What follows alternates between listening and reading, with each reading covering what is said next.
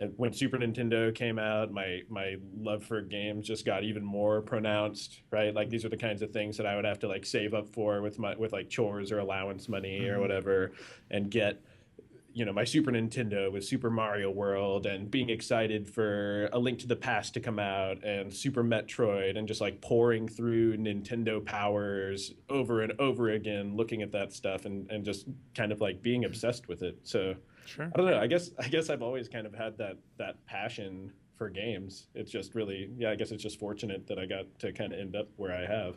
Yeah, I think there's this sort of inherent magic that came with that era of not watching Twitch streams or reading game reviews or even seeing gameplay videos or anything like that, but just kind of getting this hunch off of just a few tiny pictures in the corner of a magazine that came in the mail.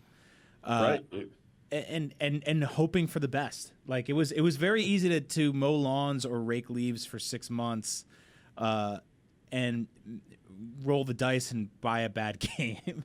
So it was kind of awesome when you ended up with something like Link to the Past or Super Metroid or even Chip 'n Dale Rescue Rangers, which you mentioned, one of my favorite co-op games probably of all time. Such an awesome game. I mean, and you're right, there was so little information.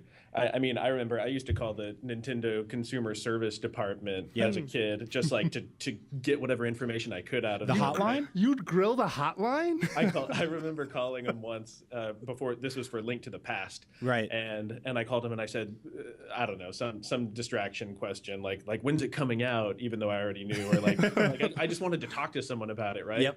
And the lady on the other end said, I'm playing it. Like, I'm playing A Link to the Past right now. Wow. And I said, no way. And I said, put the phone up to the TV so I can hear what it sounds like. That's right? awesome. And I still remember it was the Cave soundtrack. Like, boom, boom.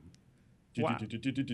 Like and I just heard like just a little bit of that and kind of like the echoes of Link like walking through the wet his wet footsteps in the puddle. It had that water droplet noise. Yeah, it was just it was just like so insane. But that was like the only glimpse, I mean, the audio wise, that I even got of that game until it came out, right? Like back then there was no information. I think it's weird because it's like nowadays you would hear a story like that and you'd be like, well, what could you really even get from putting a phone up to a Super Nintendo?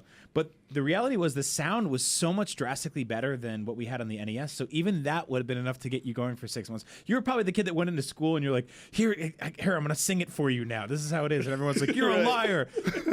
What does your uncle work for Nintendo?